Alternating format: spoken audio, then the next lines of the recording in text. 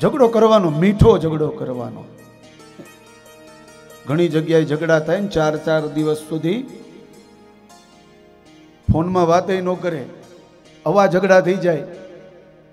એવા ઝઘડા નહીં કરવાના, એકબીજાને સમજવાનું કોશિશ કરવાની અને પ્રેમથી સમય વિતાવવાનો. સાહેબ,